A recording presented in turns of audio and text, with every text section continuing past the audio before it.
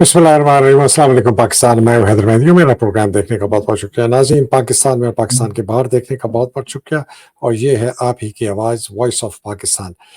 नाज़रीन, आज कुछ बड़े फंडामेंटल सवाल मैंने उठाने हैं। वो सवाल उठाने की इसलिए ज़रूरत है कि हम टेक्निकल डिटेल्स में अपने आप को गिरा दें या हमारे टेक्निकल डिटेल्स हमें घेर लें, तो हमें फंडामेंटल चीज़ों का अ, जो बेसिक अंडरपिनिंग्स हैं सारे मसले की, उसको हम भूल जाते हैं। तो वो मैं बार-बार इंशाअल्लाह ताला आपको याद दिलाऊँगा और उसपे मौजूदा हालात के ऊपर भी करूँगा। और इसीलिए मैं ये दुआ माँगता हूँ कि ऐ मेरे रब, मेरा सीना कुशादा कर दे, मेरा काम आसान बना दे, मेरी ज़बान की गिरा खोल दे, ताकि वो मेरी बात समझ सके। ये दुआ इसलिए है कि अल्लाह सुब्हान तआला मुझे हिम्मत दे कि मैं लोगों को अपनी बात समझाऊँ।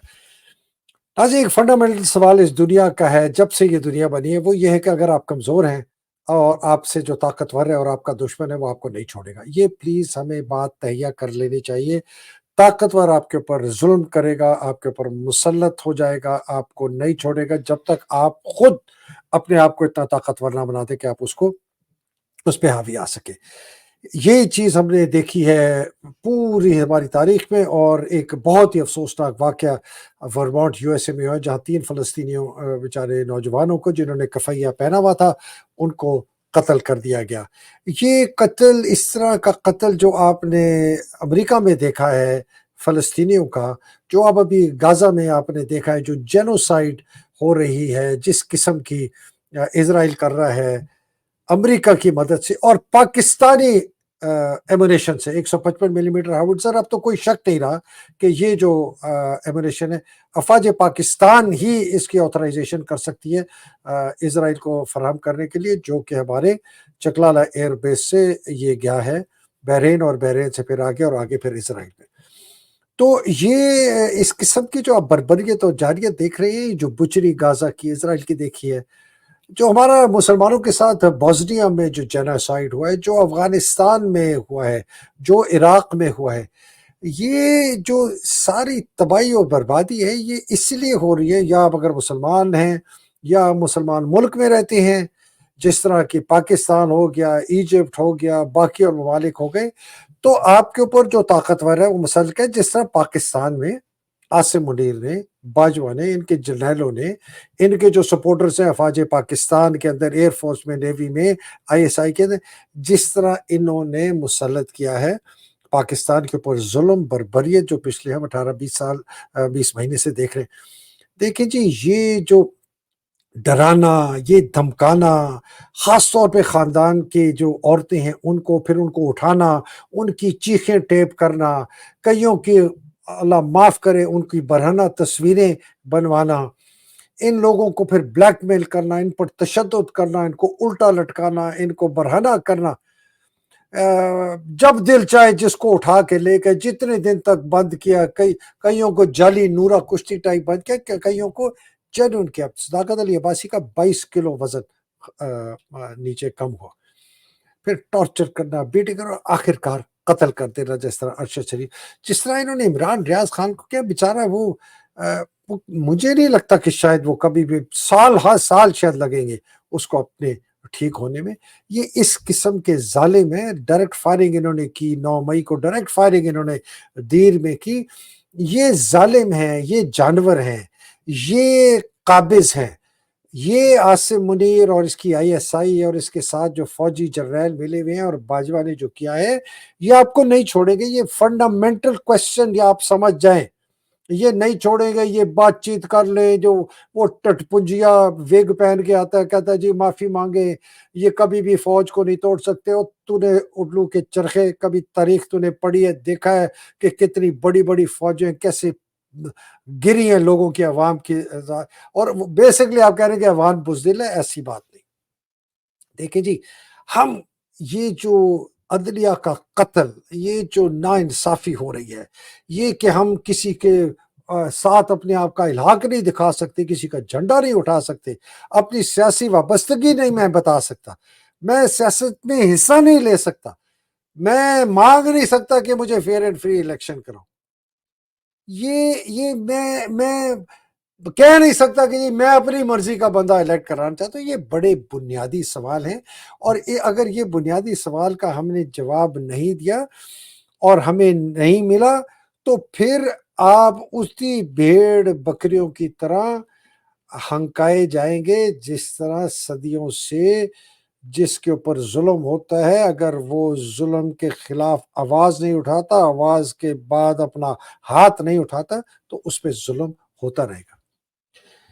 دوسرا یہ فنڈامنٹل کوشچن یہ ہے کہ آیا افواج پاکستان جو ہے پاکستان کی دفاع کر رہا ہے جس کے لیے ان کو ہم نے پیٹ کاٹ کے کیا، آیا جو یہ شہادتیں افواج پاکستان کے افسروں اور جوانوں نے دی ہیں، یہ شہادتیں اس وجہ سے دی کہ ہمارے پر کسی دشمن نے حملہ کیا؟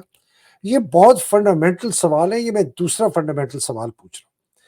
تو میں ذرا آپ کو تاریخ بتا دوں اور بار بار دہراتا رہوں گا کہ یہ اس قسم کا ڈرامہ، اس قسم کا جھوٹ، فریب، فراڈ آپ کبھی پھر سے بیچ میں نہ آئے. اور یہ تاریخ ہے، یہ میں نہیں کہہ رہا، آپ خود جا کے کر لیں. 1965 کی جنگ ایوب خان فرد واحد نے فیصلہ کیا کہ 1965 کی جنگ کریں گے. ہم بتایا جاتا ہے کہ ہندوستان نے 6 ستمبر کو ہمارے اوپر ایک بہت ہی پیچھے سے آ کے ہمارے کھوبا چورا کھوبا ہمارے کمر میں. ایسی بات بالکل غلط.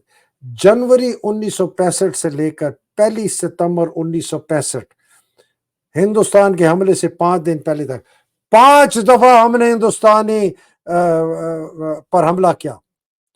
ہم نے ٹینکوں کے ساتھ ان کے ساتھ جنگ کی، ہم نے آرٹلری کے ساتھ ان کے ساتھ جنگ کی. ہماری پوری ایک ڈویژن جو ہے اس نے ان کے اوپر ہلا بولا 1 ستمبر کو، جس کو آپریشن جبرالٹر اور گرینڈ سلیم کہتے ہیں. پھر جا کے 6 ستمبر کو تو جو پنگا ہم نے لیا، انگلی ہم نے کی، اور جو بیچارے ہمارے پھر جوان اور افسر شہید ہوئے، وہ اس لیے شہید ہو کہ ہم پر ہو دشمن نے حملہ کیا، یا ہم نے دشمن کو پنگا لے لے کے انگلی دے دے کے اس کا حملہ کروایا اور پھر ہمارے لوگ شہید ہوئے. یہ بہت کلیئرٹی سے آپ سمجھے. یہ شہادتوں، ان کا خون، ان بیواؤں کا، ان ماؤں کا، بہنوں کا، بیٹیوں کا، اولاد کا خون جو ہے وہ ایوب خان کے ہاتھ رنگے ہوئے ہیں. اس پہ ہندوستان فوج کو ذمہ دار نہ ٹھہرائے، ایوب خان کو ذمہ دار ٹھہرائے. فرد واحد کون سی پارلیمنٹ نے اس کو اجازت دی؟ کس نے ریفرینڈم اس نے کرایا کہ جی میں ہندوستان کے ساتھ جنگ کرنا چاہتا ہوں اور یہ ہماری وجہ ہے؟ کون سے ہندوستان نے ہم پر حملہ کیا چوری سے؟ بکواس.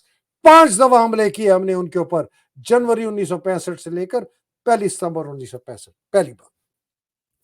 دوسری بات، 1971 ملک 2 لخت ہو گیا. 50,000 سے زیادہ آپ کے فوجی جو ہیں وہ قیدی ہو گئے ایسٹ پاکستان میں. قتل و غارت ہوئی. آپ نے بھی بہت زبردست زیادتیاں کی ہیں بنگالیوں کے ساتھ. کم از کم ہم نے 3 لاکھ بنگالی مارے ہیں، کم از کم، اگر اس سے زیادہ نہیں.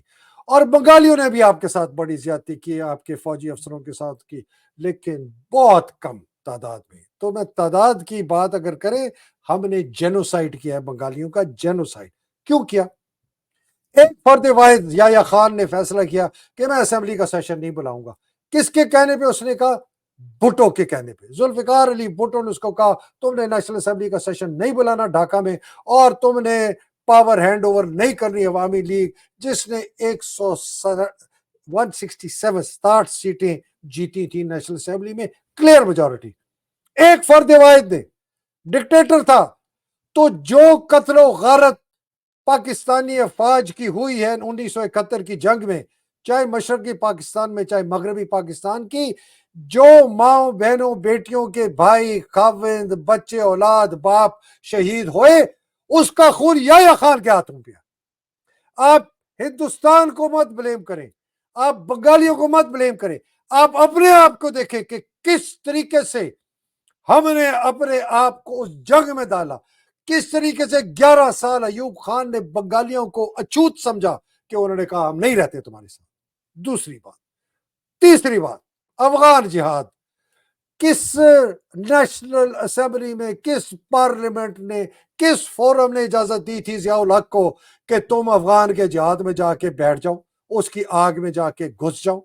اور اس کے بعد تمہارے اوپر جو پاکستان پر تباہی اور بربادی، اور وہی فوجی جو شہید ہوئے ہیں، اور وہ جو سولین، اور وہ جو پولیس والے، اور وہ جو باقی لوگ ہیں، اور ہمارے سول سروس کے، اور بیچارے نہتے شہری جو مارے گئے، شہید ہوئے اس جہاد میں، اس کا خون ضیاء الحق کے ہاتھوں پہ ہے یا اس کے جبڑے پہ ہے؟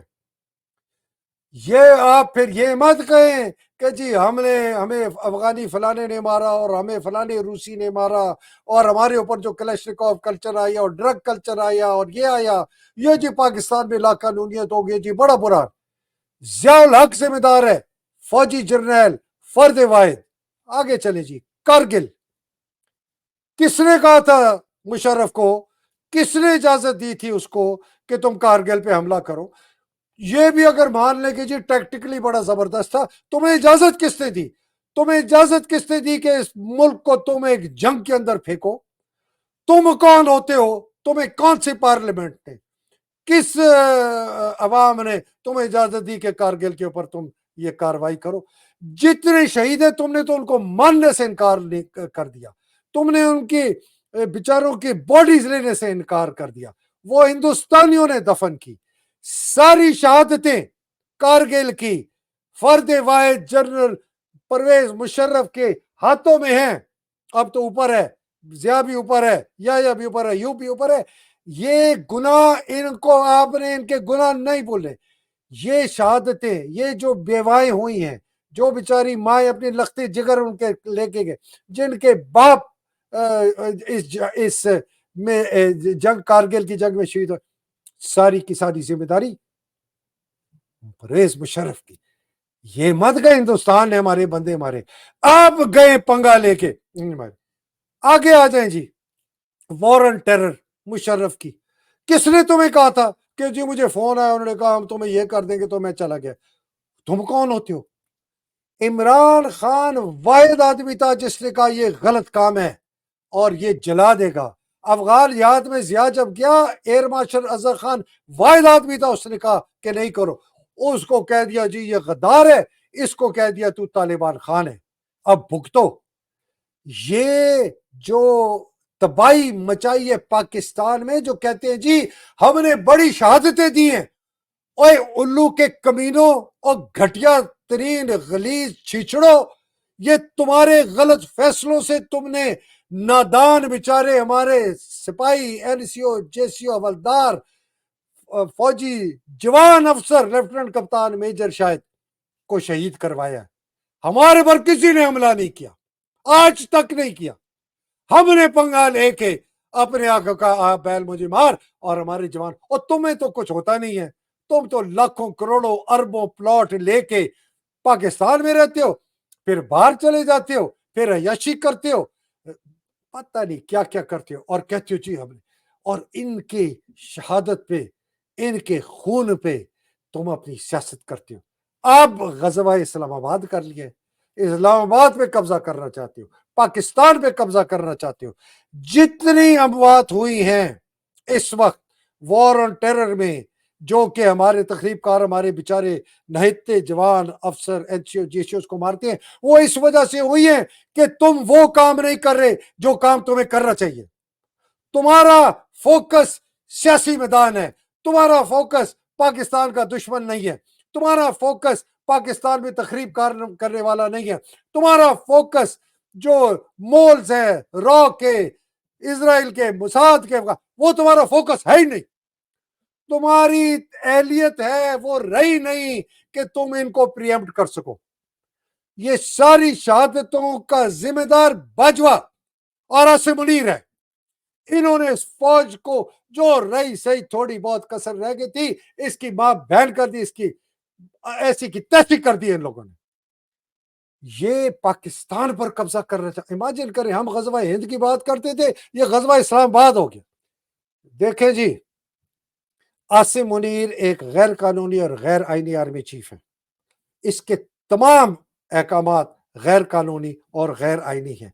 یہ اس نے اور اس کی پوری فوج نے اور میں نے، ہم سب نے قسم کھائی تھی کہ ہم افواج پاکستان اس ملک کا دفاع کریں گے، اس کے آئین کا دفاع کریں گے, اس کے قانون کا دفاع کریں, اس کے لوگوں کا دفاع کریں گے, سیاست میں حصہ نہیں لیں گے اور قانونی احکامات مانیں گے. ہم نے اس تمام عہد کی خلاف ورزی کی.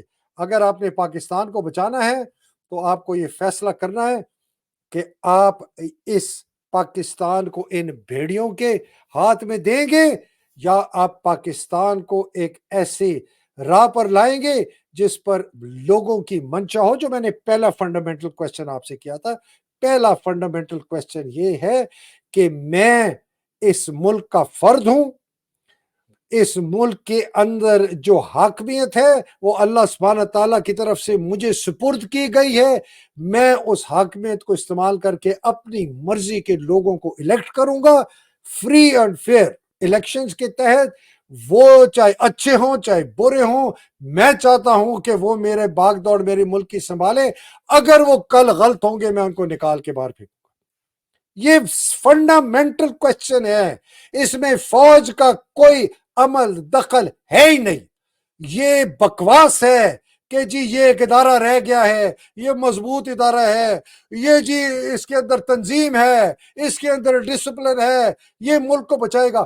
کون سے الو کے چرخے یہ کر کے چٹو پٹو ٹٹو مٹو کرنل بریگیڈیئر جنرل زندگی میں سوائے بوٹ پہننے کے, بیری پہننے کے اور اپنی بیلٹ باندھنے کے اور پلاٹ کھانے کے اور غلط کام کرنے کے اور انتہا سے زیادہ کرپٹ اب ہو گئے, یہ سنبھالیں گے ملک؟ یہ ان زنائی شرابیوں کو نواز شریف, شہباز شریف, آصف زرداری, فضل الرحمان کو ہمارے پہ مسلط کر کے یہ ملک کو سنبھالیں گے؟ سوال ہی نہیں پیدا ہوتا. یہ میں پاکستان کی یوتھ کو کہہ رہا ہوں, یہ آپ کو نہیں جینے دیں گے. یہ صرف اپنے آپ کو بچا رہے ہیں, یہ صرف اپنا اقتدار بچا رہے ہیں. یہ فوجی جرنیل اور یہ فوج کا ادارہ اور یہ آئی ایس آئی اور یہ نواز شریف, آصف زرداری, فضل الرحمان, سارے آگے پیچھے کے یہ سبھی چٹے پٹے کے وہی ہے جو آپ سمجھ رہے ہیں میں کیا کہنا چاہتا ہوں. ان سے آپ کو کوئی خیر کی امید نہیں. یہ فوج پاکستان کا نہ دفاع کر سکتی ہے نہ پاکستان کو ٹھیک کر سکتی ہے. پاکستان کو ٹھیک کرنے کا اس کو ٹھیکہ دیا کس نے؟ یہ ہوتے کون ہیں کہ یہ آئیں اور کہیں جی ہم ٹھیک کریں گے؟